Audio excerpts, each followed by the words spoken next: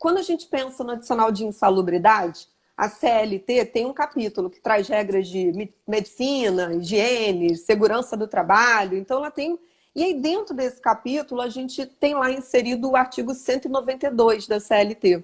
E ele vai falar da insalubridade. Então, a primeira coisa que você tem que saber é que, obviamente, claro, se o empregador espontaneamente ele já concede o adicional, as coisas tomam um rumo muito mais fácil. Agora, o que eu vou falar agora vai servir, na verdade, tanto para insalubridade quanto para periculosidade. Lembrar que, se por acaso a gente tiver que ir em juízo postular o adicional de insalubridade ou periculosidade, vai servir agora para insalubridade e também para periculosidade. O artigo 195 da CLT diz que quando a gente postula em juízo, a gente precisa de uma perícia, tá? Isso. Então, a regra é tanto para insalubridade quanto para periculosidade. Então, o que acontece lá na ideia do adicional de insalubridade? Pegamos como base ali o 192. Não adianta você achar que é insalubre, né? Então, tem que ser insalubre. Nós temos regras que foram emitidas pelo, então, né, Ministério do Trabalho e Emprego. Ele foi extinto no modelo atual, foi absorvido pelo Ministério da Economia, mas as normas foram mantidas. Então, a gente tem as famosas NRs, que são as normas regulamentares. Então, a gente tem famosas, NR15, NR16, a gente tem um monte de normas regulamentares. Calma, não precisa ficar desesperado agora catando na internet e decorando aquilo tudo, porque elas são grandes. Eu já estou avisando. Não que o concurso... O concurso não é para auditor fiscal do trabalho, não é, né? Não é, Ana? Não Senão, o povo agora já sai desesperado. Que tal de NR é essa, pelo amor de Deus? Calma. Quando você precisar, se consulta, tá? O que você precisa nesse momento saber? Que tem que ser considerado uma substância ou circunstância insalubre aos olhos dessas regras, destas normas. Por quê? Porque o fato gerador está ali da insalubridade. E aí, o que vai acontecer? Quando o empregado vai em juízo dizendo que deveria ter recebido o adicional e ele não recebeu, ele vai ter... Por que tem que ter uma perícia? Porque o perito vai até o local de trabalho e vai constatar se de fato tem ou não tem o contato com o agente insalubre e, havendo então o contato, qual é o grau de exposição à insalubridade. Amiga, vou deixar você complementar, porque cada uma fala um pouquinho, né? Isso, inclusive nessa linha do que você está falando, peraí que tem alguém aqui que estava tentando subir em mim aqui, ó. Nessa linha do que nessa linha do que você está falando, é super importante a gente lembrar da súmula 448 do TST, porque ela vai dizer, olha, não adianta o perito lá na ação trabalhista também achar alguma coisa insalubre. Tem que estar regulamentado como situação insalubre, né? E nessa mesma súmula, eu quero chamar a atenção do pessoal, porque essa mesma súmula vai dizer que a limpeza de banheiros públicos de grande circulação, né? A limpeza de banheiros públicos de grande circulação de pessoas se equipara ao contato com lixo urbano. Por isso que, nesse caso, no entendimento do TST, tem daí o adicional de insalubridade.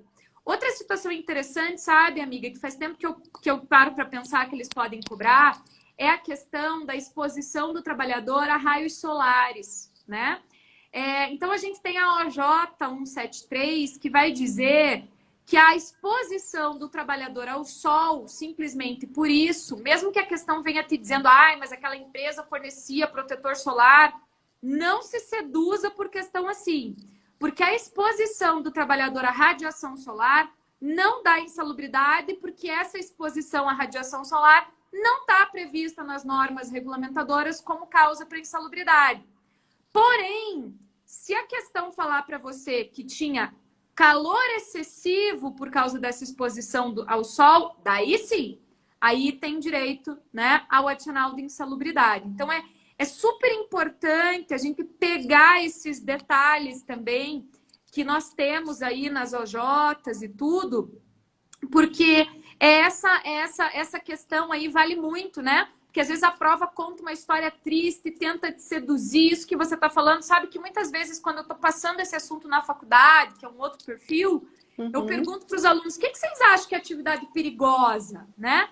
E daí aparece um monte de coisa que realmente a gente dá aquele medinho, assim, mas que não é para receber adicional de periculosidade e nem de insalubridade, né? Não é porque não está previsto assim em lei. Então não basta eu achar, tem que estar previsto em lei. Isso aí. né? Isso faz toda a diferença. É o que a gente estava conversando. Você juntar a previsão legal com essas previsões jurisprudenciais que volta e meia a gente identifica uma questão de prova e olha e fala assim, olha lá, ó, Jota, olha lá a súmula. Aí eles pegam, criam um casinho, uma historinha, como você bem trouxe, né? E dali vão inserindo o contexto.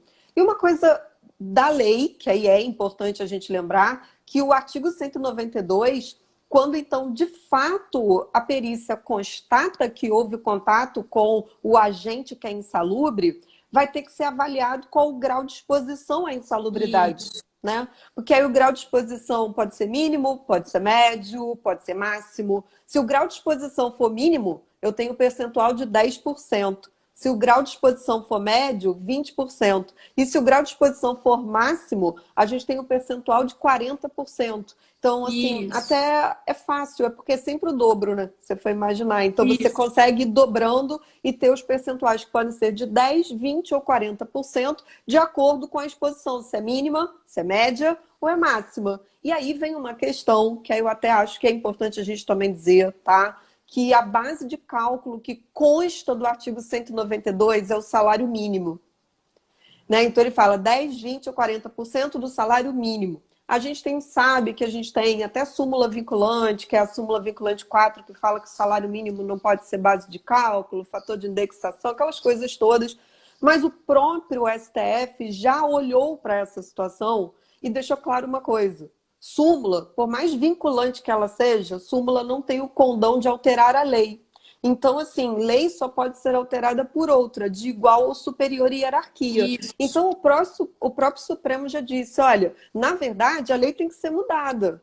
Mas, enquanto não for mudada, a base de cálculo vai continuar sendo para a insalubridade o salário mínimo. Então, eu acho que é importante mencionar também, né? Porque vai que você está lá estudando, aí eu falo assim, a Ju e a Pavel que falaram que é para ler as súmulas, é para ler as OJs, agora eu vou fazer assim, vou ler todas as súmulas e OJs que aparecerem. Aí você encontra essa súmula ainda vinculante, você fala, ah, meu Deus, e agora eu faço o quê, né? Então, por isso que eu estou explicando até para vocês ficarem atentos. É isso aí.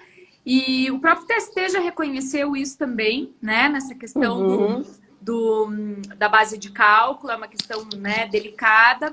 Uma outra coisa importante é que esse adicional, ele tem natureza salarial, né? Ou seja, ele vai entrar para a base de cálculo de outros direitos trabalhistas, né? Mas ele não se torna direito adquirido. Então, isso a gente tem que tomar muito cuidado. Por quê?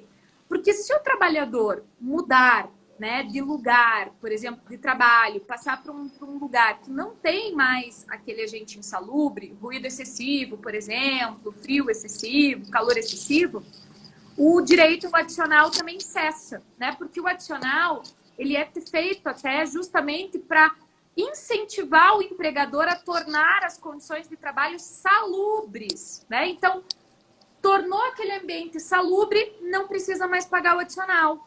Por isso mesmo que o próprio TST, né, com base no artigo 191 da CLT, o TST vem dizendo que se o empregador fornecer os EPIs, equipamentos de proteção individual, que sejam capazes de neutralizar o agente insalubre, né, então também não é devido mais o pagamento do adicional. Isso é importante, né? Porque isso já apareceu em prova, como tese de contestação, como tese para recurso ordinário, isso já apareceu. Então, o empregador ainda, ele tem a obrigação de fornecer os EPIs e fiscalizar e efetivamente implementar o uso desses EPIs. Então, não adianta só fornecer, tem que orientar, tem que fiscalizar, né? Isso é objeto também de entendimento lá do TST, isso é super importante, né? Então, a gente tem que observar essa questão dos equipamentos de proteção individual. Outra coisa até interessante, tomando Você lembra da recusa injusta também, da utilização, isso que eu ia falar, né? Isso que eu ia falar. Se recusar de forma injusta utilizar, né? Se houver uma recusa injustificada, a lei fala em falta grave. Então, quer dizer, pode até levar a uma justa causa, né? Então, isso que tem que tomar cuidado também. Né? Isso é importante, esses aspectos aí dos EPIs. Eu acho essa parte toda da insalubridade, da periculosidade para a prova, realmente, assim, tem tantos detalhezinhos que por isso que eles são muito cobrados, né? Porque você tem que conhecer a lei, tem que conhecer a jurisprudência, e vai num artigo, vai em outro, fica tudo assim, né? Organizar isso tudo, a gente conversando parece que é uma tarefa fácil, né? Mas sozinho, você pegar e agrupar todas essas informações. Então, a gente, assim, também, esse é o nosso papel nesse momento, né? Espero facilitar a vida de vocês, né? Para você poder, num único momento, estar ali com as informações agrupadas.